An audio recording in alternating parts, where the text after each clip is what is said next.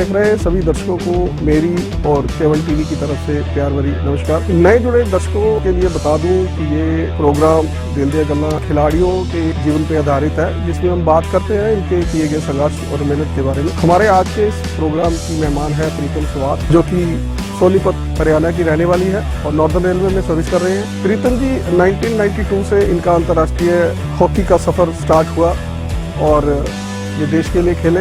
प्रीतम जी को 1998 में भारत ने अर्जुन अवार्ड से सम्मानित किया और प्रीतम जी भारतीय वुमेन्स हॉकी टीम की कोच भी रह चुकी है और Pritam Indian railway hockey women's team की कोच रह चुकी है। प्रीतम जी एक एकेडमी चला रही हैं सोनीपत में और इस एकेडमी को चलाने के लिए दोस्तों प्रीतम जी ने बहुत मेहनत और मुशक्कत के साथ इस ग्राउंड को मेंटेन और तैयार किया है। काफ़ी मुश्किलों का सामना इनको करना पड़ा। बस 200 से 300 बच्चे हॉकी सीख रहे हैं। प्रीतम जी का यह सोचना है कि आने वाले समय में हम ओलंपिक में क्वालिफाई करें और हमारे सेंटर की यहाँ से कम 8 से 10 लड़कियाँ ओलंपिक खेलें और देश के लिए गोल्ड मेडल लेकर आएँ। हमारी यही हमारे बेस्ट विशेस हमेशा इनके साथ है कि ये अपने मकसद में कामयाब हों और इनके बच्चे आगे जाकर देश का नाम रोशन करें और अपने भविष्य में उनको कामयाबी मिले।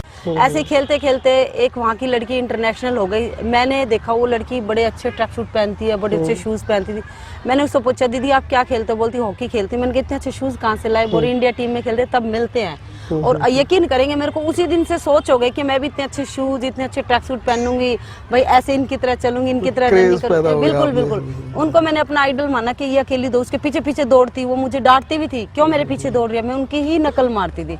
तो मतलब ऐसे मेरा शौक जगा था। मतलब ऐसे आप बिल्कुल बिल्कुल हॉकी फील्ड में इंटरेस्ट बना था। और लेकिन गांव में इतना अलाउ नहीं करते थे खेलना, भाई रोज जाना, भाई निक्कर पहनना, सब उस टाइम तो बड़ी परेशानियों का बहुत आई थी मेरे साथ। घर वालों ने जो है ज्यादा नहीं, बट ठीक है यहाँ तक खेल के आ जाओ, शादी भी करनी है, छोटी एज में सोचा था उन्होंने। उनसे भी मैंने लड़ाई की, घर में भी लड़ाई की। हालांकि मेरा ब्रदर रेसलिंग का कॉमनवेल्थ सिल्वर मेडलिस्ट है, स्पोर्ट्स फैमिली है, उसके बावजूद भी जो ब्रदर वगैरह वो नहीं मानते थे। फिर मैंने उनसे फाइट की, पड़ोस में लोग नहीं मानते थे, उनसे भी लड़ाई की। मतलब ये बिल्कुल एक ओरिजिनल है कि वहां से निकलती थी मुझे टॉन्ट करते थे, ये क्या करेगी, इसने तो वो कहते ना गोबर ही डालना है, ऐसे ही मतलब ऐसे मुझे टॉन्ट भी सुनने को मिले थे। लेकिन मैंने पीछे मुड़ के नहीं देखा। मैंने सोचा था मेरे को भाई खेलना, इंडिया खेलना। आपने सोच लिया था कि मैंने अपना कैरियर हॉकी में। आपका डेब्यू मैच जो आपने भारत के लिए खेला है वो मे बी 1991 में 92 में Asia cup junior Asia cup था और उसकी मैं बेस्ट प्लेयर रही थी। Very good. पहली बार गई थी और पहली बार मैं बेस्ट प्लेयर रही थी वहाँ। तो उसके बाद आपने कॉमनवेल्थ गेम में शायद चैंपियन थे आप? मैं कॉमनवेल्थ गेम्स जो है 3 खेली हूँ, एशियन गेम्स 3 खेली हूँ। बहुत लंबा मेरा कैरियर रहा है हॉकी का। और 95 का कॉमनवेल्थ गेम खेले जो मलेशिया में भी हुआ था, उसमें हम 4th रह गए थे। फिर हमने 4 साल का टारगेट लिया कि अब की बार तो गोल्ड लेके आना। फिर हम लोग 2002 में हम लोग का जो है गोल्ड आया। छोटे शहर से निकल के इंटरनेशनल लेवल पे जाना। बिल्कुल बहुत आपने बहुत अच्छा मतलब एक पॉइंट जो मन की सच्चाई है कि हम लोग शर्माते हैं बताइए, लेकिन मैंने कभी भी इस चीज को नहीं शर्माई। मेरे घर में ऐसा या मेरे मदर फादर पढ़े लिखे नहीं है, तो मैं इस चीज को मैंने कभी पीछे पे नहीं रखा, आगे रखा, ताकि इसको देख के दूसरे प्लेयर सीखे। जो चकदे इंडिया में दिखाया बिल्कुल रियलिटी दिखाई है, बिल्कुल ऐसा लगता था।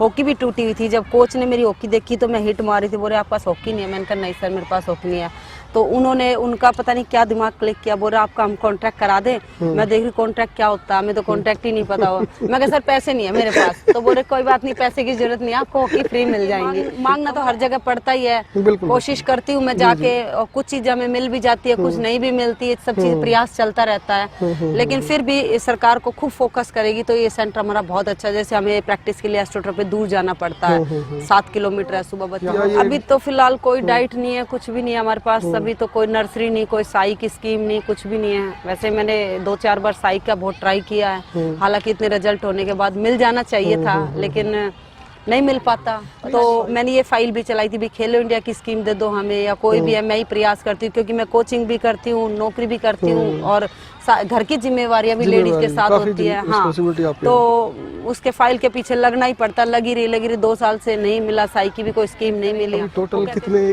किस किस एज के बच्चे हैं आपके पास? मेरे पास बिगनर्स है, मतलब थर्ड क्लास से शुरू है, 10 साल से, 8 साल से। ये तो कोरोना की वजह से मैं बच्चों को कम बुलाती हूँ, अदरवाइज मेरे पास 10 साल से बच्चा शुरू हो जाता है ग्राउंड में आना, थर्ड क्लास से। अंडर 21 की ओपन टीम है और डिपार्टमेंट की लड़कियां मेरे पास बहुत है, जो शाम को आती है, ट्रेनिंग करती हैं, तो दूसरी लड़कियां उनसे सीखती हैं। प्रीतम जी, दिल दिए गल्ला प्रोग्राम में आपका स्वागत है। थैंक यू, धन्यवाद। प्रीतम जी, आपका जो हॉकी का सफ़र था ये कैसे स्टार्ट हुआ? आप कैसे हॉकी फील्ड में आपने आने का सोचा?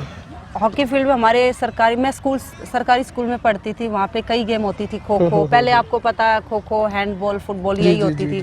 तो हमारे गांव की टीम बहुत अच्छी होती थी। जैसे आपने शाहबाद का नाम सुना होगा, ऐसे झाड़सा गांव का नाम होता था पहले। तो हमारे पीटीआई थे मिस्टर ताराचंद जी, जो स्कूल में थे, उन्होंने मुझे कोचिंग दी पीटीआई ने। और हमारे गांव की लड़कियां अक्सर ही बड़ी हेल्दी और खाने पीने में ठीक थे, गांव का माहौल था, तो वहीं पे हमारी टीम थी, वहीं पे मैं स्कूल में खेलती थी। ऐसे ही खेलते खेलते एक वहाँ की लड़की इंटरनेशनल हो गई। मैंने देखा वो लड़की बड़े अच्छे ट्रैक सूट पहनती है, बड़े अच्छे शूज़ पहनती थी। मैंने उससे पूछा, दीदी आप क्या खेलते हो? बोलती हॉकी खेलती। मैंने कहा इतने अच्छे शूज़ कहाँ से लाए? बोली इंडिया टीम में खेलते, तब मिलते हैं। और यकीन करेंगे, मेरे को उसी दिन से सोच हो गई कि मैं भी इतने अच्छे शूज, इतने अच्छे ट्रैक सूट पहनूंगी, भाई ऐसे इनकी तरह चलूंगी, इनकी तरह रनिंग करूंगी। बिल्कुल बिल्कुल, उनको मैंने अपना आइडल माना कि ये अकेली दो, उसके पीछे पीछे दौड़ती, वो मुझे डांटती भी थी, क्यों मेरे पीछे दौड़ रही है, मैं उनकी ही नकल मारती थी।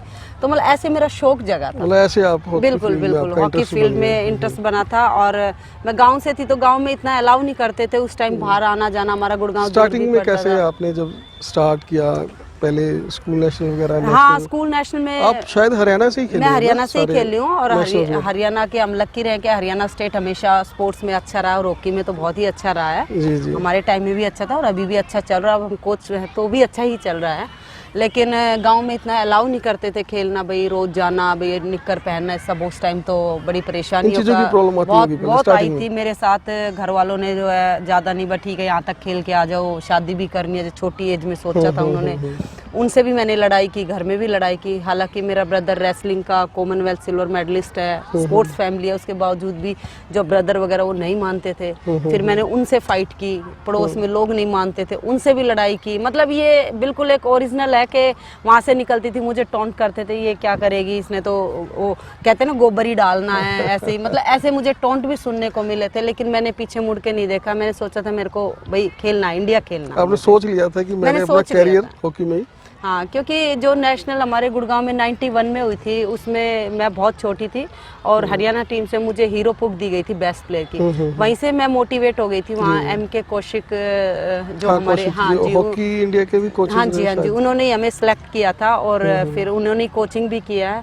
तो वहीं से मतलब मोटिवेट हुए। आपका डेब्यू मैच जो आपने भारत के लिए खेला है वो मे बी 1991 में, 92 में Asia cup junior Asia cup था और उसकी मैं बेस्ट प्लेयर रही थी। Very good. पहली बार गई थी और पहली बार मैं बेस्ट प्लेयर रही थी वहाँ। तो उसके बाद आपने कॉमनवेल्थ गेम में शायद चैंपियन थे आप? मैं कॉमनवेल्थ गेम्स जो है 3 खेली हूँ, एशियन गेम्स 3 खेली हूँ। बहुत लंबा मेरा कैरियर रहा है हॉकी का। और 95 का कॉमनवेल्थ गेम खेले जो मलेशिया में भी हुआ था, उसमें हम 4th रह गए थे। फिर हमने 4 साल का टारगेट लिया कि अब की बार तो गोल्ड लेके आना।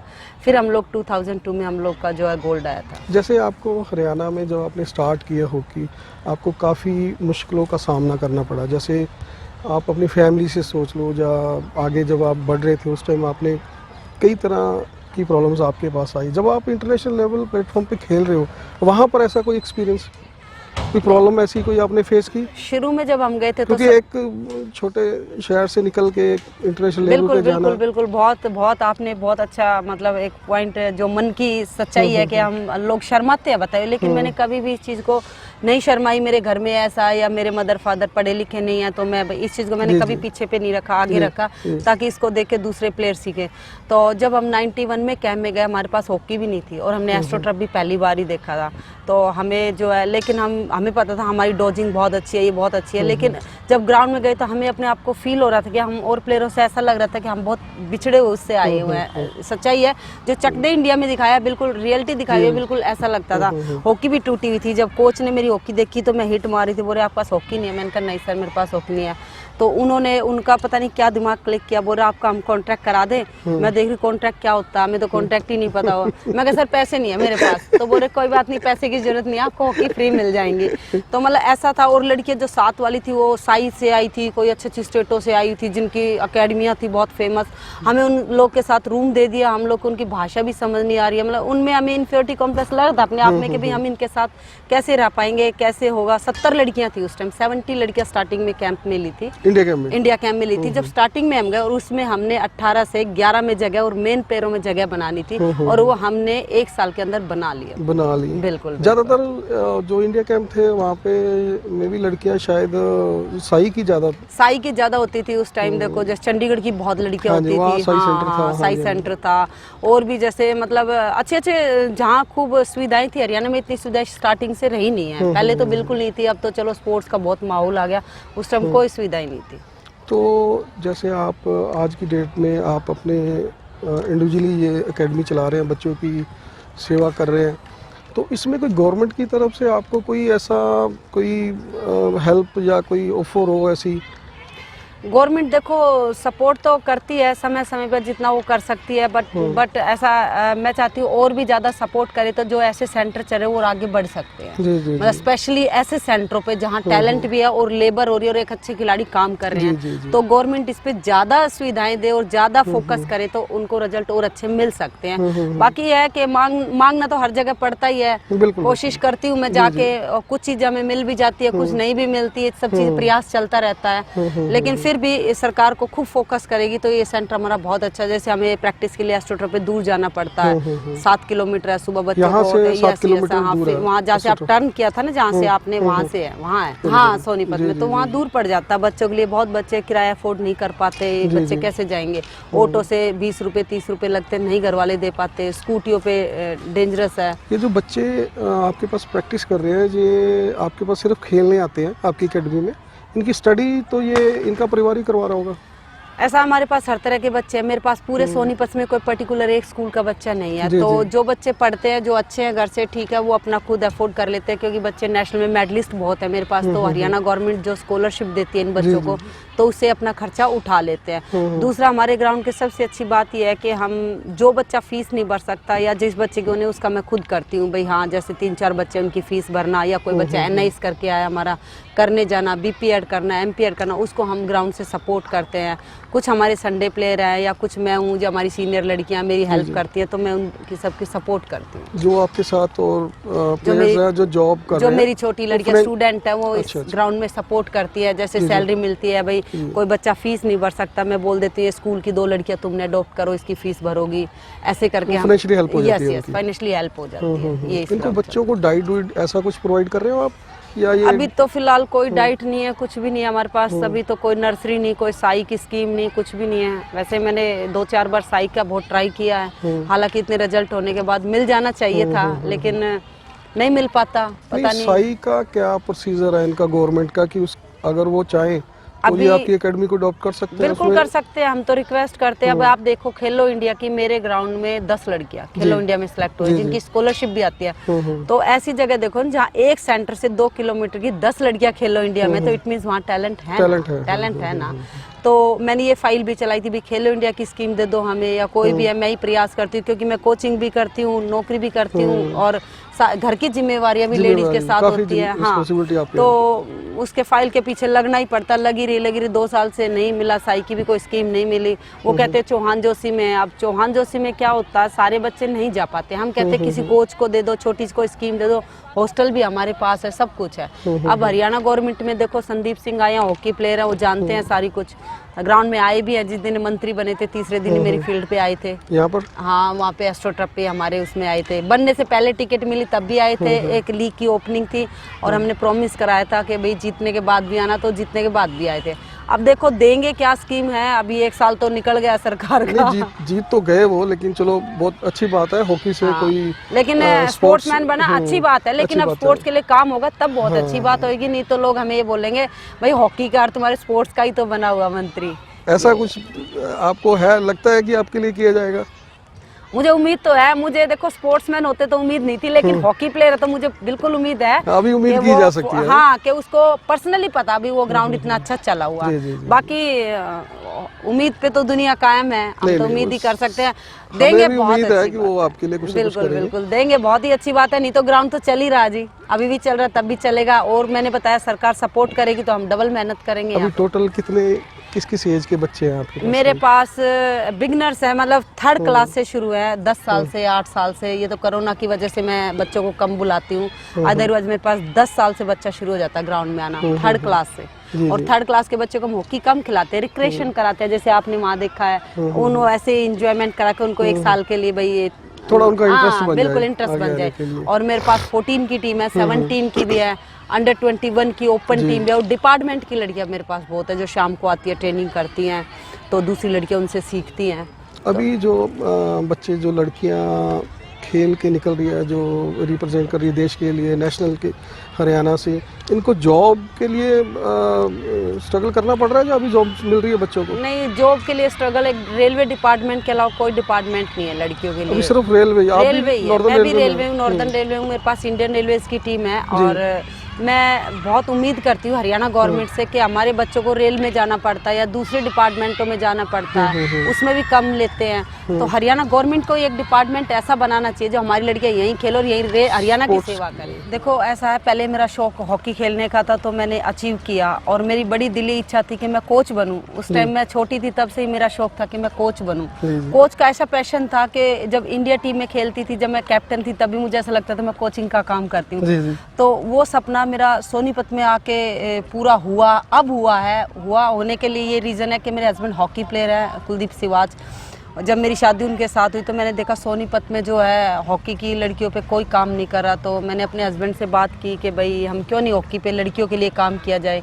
मेरे हस्बैंड ने कान पकड़ लिए, बोले लड़कियों के लिए काम करना बहुत मुश्किल काम है, लेकिन किसी ना किसी तरह मैंने मैनेज किया। उनको बोला कि भाई अच्छा लगेगा मुझे। यहाँ पे भैंस चर रही थी इस ग्राउंड में, भैंस ये चारा खा रही थी, मैं देखा एक हॉकी की फील्ड में भाई जहाँ बच्चे खेलने चाहिए वहाँ जानवर घूम रहे हैं, तो मैंने यहाँ पे देखा। मैं कॉमनवेल्थ खेल के आई थी उस टाइम, पेपर में अच्छा मीडिया में आया हुआ था, तो जैसे ही मैंने देखा उस पेपर में ही निकला भी जो हॉकी खेलना चाहते हैं उस ग्राउंड में पहुँच जाए। जी, जी, जी। तो मैंने देखा 10-15 लड़कियाँ आई मेरे पास खेलने के लिए, काफ़ी वैसी फैमिली से थी जिनके पास ज़्यादा कुछ किट विट नहीं थी। तो ऐसे ही मैंने उनको अपने पास से हॉकी बॉल दी और स्टार्ट कर दिया था 10-12 लड़कियों से। जी, जी। और ऐसे ही देखते देखते मैंने मेहनत में कोई कमी नहीं छोड़ी। बाकी सोनीपत वाले लोगों का प्यार था, मेरे हस्बैंड की सपोर्ट थी, फैमिली की सपोर्ट थी, और मेरे रेलवे डिपार्टमेंट की भी सपोर्ट थी। इस काम में सबसे ज़्यादा डिपार्टमेंट का होता है। तो मैंने धीरे धीरे पीछे मुड़ के नहीं देखा। मेरे को संघर्ष बहुत करना पड़ा इस फील्ड पे आगे, लेकिन आपको बातें बताऊंगी तो आपको लगेगा कैसे आप कर पाए, लेकिन आज मुझे ऐसा लगता है वो सब मैं भूल चुकी हूँ जब हम इस मुकाम पर पहुँचे कि हमारी लड़कियाँ ओलंपिक्स के कोर ग्रुप में 24 में 4 लड़कियाँ सोनीपत की है, और जूनियर कैंप में भी 4 लड़कियाँ हमारी सोनीपत की हैं, और 25 से 30 लड़कियाँ यहाँ पे डिपार्टमेंट में जॉब लग चुकी है, जो जिनसे मुझे सपोर्ट मिलती है। तो मैंने मतलब लेबर बहुत की है इस ग्राउंड जी, में। जी। नहीं, ये जो ग्राउंड है आपने इसको मेंटेन बहुत अच्छा किया हुआ है, और बच्चे भी काफ़ी यहाँ पर आपसे हॉकी सीख रहे हैं। ये ग्राउंड को मेंटेन करने में आपको कोई किसी तरह की प्रॉब्लम या दिक्कत स्टार्टिंग में कुछ आई, ऐसा कुछ हुआ? मेरे को तो बहुत आई, ग्राउंड भी नहीं था ये आज आप जो देख रहे हैं, बाउंड्री वगैरह कुछ ये भी ग्राउंड नहीं था है यहाँ। जो ये गवर्नमेंट ग्राउंड है कैसे, या किसी ये कॉलेज, किसी संस्था ये का? मैं आपको ये किसी का भी ग्राउंड नहीं, गवर्नमेंट की ऐसे ही खाली जगह पड़ी हुई थी जहाँ पे मतलब मैंने बताया गायें भैंसें चरती थी, और मैंने ही इसको हॉकी ग्राउंड का रूप दिया। मेरे इच्छा थी कि मैं यहाँ खिलाऊं। मेरे साथ फिर प्रॉब्लम आई, ये जो जगह HSI DC की थी, जी, जी, जी। और इस जगह पे उन्होंने पौधे लगाने थे, पार्क वगैरह बनाना था। जब मैंने हॉकी का ग्राउंड बना दिया तो उन्होंने यहाँ पे घास लगा दी और ये पेड़ वगैरह अपने बीच में ही लगाने शुरू कर दिए। मैंने रिक्वेस्ट की कि मेरे बच्चे खेलते आप यहाँ पे मत करो, बोले नहीं हम यहाँ पे पार्क का ऑर्डर है। फिर मैं जाके ऑफिसर से मिली, उनसे रिक्वेस्ट की, मतलब इन चीज़ों का मेरे को बहुत प्रॉब्लम आई है। ये रूम कोई नहीं था हमारे पास, एक भी रूम नहीं था, ना पीने का पानी था, कुछ नहीं था। फिर धीरे धीरे हम सभी खिलाड़ियों ने, जो कुछ खिलाड़ी थे हमारे सीनियर, उन्होंने हमने पैसे इकट्ठे किए और हम लोगों ने एक चेंजिंग रूम लड़कियों के लिए आपने बनवाया। मतलब ये अपने लेवल पे ही ये सारा सब कुछ हमने अपने ग्राउंड लेवल को पे मेंटेन किया है, सब खुद ही किया है? सारा खुद किया है। जैसे हम प्लेयर्स है, जैसे अभी हमारी लड़कियां जो जॉब लग चुकी है, हम सब क्या करते हैं, लड़कियां सभी एक एक सैलरी पहले जॉब लगते हैं तो ग्राउंड में ही डालते हैं, जिससे हमारा इक्विपमेंट्स आता है, हॉकी बॉल आती है, या जो भी लड़की कोई पढ़ाई में भाई नहीं खर्चा उठा सकती पढ़ाई का, उसको देते हैं। तो मेरा मतलब है कि पहला इंडिया के अंदर ऐसा ऐसा ग्राउंड होगा जो लड़कियां ही खेलती हैं और लड़कियां ही चलाती हैं। और मेरे पास बहुत ज़्यादा किसी की सपोर्ट नहीं है, लेकिन मैं सपोर्ट मांगने जाती भी हूँ तो कोई मना भी नहीं करेगा, ये भी मुझे पता है। लेकिन मैं ये मानती हूँ कि इतनी सुविधाओं में भी मेरा काम बहुत अच्छा चल रहा है, क्योंकि बच्चों को जब मेहनत करेंगे तभी कुछ अचीव कर पाएंगे। आने वाले टाइम में आपको लग रहा है कि आपकी एकेडमी से कुछ बच्चे इंटरनेशनल लेवल पे ओलंपिक या वर्ल्ड कप जो भी उस प्लेटफॉर्म तक जाएंगे? इस ग्राउंड से 2 लड़कियां हमारी जूनियर वर्ल्ड कप खेल चुकी हैं और Asian Games Neha Goyal silver medalist भी है। और अभी करंटली है अभी जो पीछे Asian Games, Commonwealth Games, Asian Games सब खेल चुके हैं ऑलरेडी, यहाँ से इंटरनेशनल प्लेयर निकल चुके हैं। और मैं उम्मीद करती हूँ कि मेरा हिंदुस्तान की टीम में सबसे ज़्यादा योगदान मैं उस दिन मांगूंगी जिस दिन यहाँ की 7-8 लड़कियाँ भाई इंडिया टीम में खेलेंगी। और मेरी लेबर जो है इतनी है तो खेल सकती है। मुझे पता है एक दिन ऐसा आएगा कि यहाँ पे कम से कम 8-10 लड़कियाँ इंडिया टीम में खेलें। प्रीतम जी, जब आपको देश ने अर्जुन अवार्ड से सम्मानित किया तो वही फैमिली आपको कैसे, उनका एटीट्यूड था आपके जब आपको अर्जुन अवार्ड से सम्मानित किया गया? मैं भाई साहब एक हरियाणा में हॉकी में शायद एक पहली या दूसरी लड़की लगा लो, एक राजवीर दी खेले थे, लेकिन मैं बहुत धन्यवाद करती हूँ हरियाणा जैसे स्टेट में और सोनीपत जैसे एरिया में मेरे फैमिली ने मुझे सपोर्ट किया। मैं कॉमनवेल्थ बेटा होने के बाद खेली हूँ, 7 महीने का मेरा बेटा था, उसको छोड़ के खेली हूँ। अर्जुन अवार्ड मेरे को शादी के बाद मिला, आपको एक खुशखबरी बता। सारी अचीवमेंट्स मेरे को शादी के बाद मिली है और वो फैमिली की सपोर्ट से मिली है। अर्जुन अवार्ड का तो मुझे पता भी नहीं था मुझे अर्जुन अवार्ड मिलेगा, क्योंकि 82 के बाद विमेंस हॉकी में किसी को नहीं मिल रहा था, बहुत लंबा गैप आ गया था। और मतलब अचानक ही मैंने तो कोई फॉर्म नहीं भरा, कुछ नहीं पता किसी भी चीज़ का। मुझे तो कुलदीप ने ही मेरी जो है एंगेजमेंट हो चुकी थी, शादी के बाद उन्होंने दिया था अनाउंस, जो है वो एंगेजमेंट के बाद था। उन्होंने मुझे फ़ोन किया सुबह कि आपको अर्जुन अवार्ड मिल रहा। हमें तो उम्मीद ही नहीं थी। मैंने कहा अर्जुन अवार्ड कैसे हो गया, और आपको मिल रहा है। तो मतलब एक परिवार को ऐसा लगा था कि भाई जो इतनी लेबर की, इतना मेहनत किया, इतने दिन से भाई ये काम कर रही है या खेल रही है, उसका मिला तो बहुत। कौन से ईयर में मिला था ये आपको? 1998 में। 1998 में आपको अर्जुन अवार्ड से सम्मानित किया गया। जी। तो उस टाइम जो आपकी फैमिली है, आपके ब्रदर, उनका कैसा? उनका तो जब भी चेंज हो गया था जब मैं पहली बार इंडिया टीम में आई थी। पहले तो मना करते थे, क्योंकि मेरा ब्रदर रेसलर था ना, रेसलर थोड़ा सा सोचता है ऐसा कि उस ग्राउंड में जाएगी तो मैं कैसे खेलूंगा, लड़कियां वहाँ आऊंगी। तो जिस दिन मेरा कॉमनवेल्थ में मेडल आया था, सबसे ज़्यादा खुशी मेरे ब्रदर को ही थी। एयरपोर्ट पे पूरी गाड़ी को मिठाई के डिब्बे से भर के लेके आया था और पूरा जितना कॉन्टीजेंट एयरपोर्ट पे होता है सबको डिब्बे दिए थे उसने। मतलब उसको इतना अच्छा लगा था कि भाई मेरी सिस्टर मेडल लेके आई है और अर्जुन अवार्ड मिल रहा उनको, तो बहुत मतलब खुश हुए थे।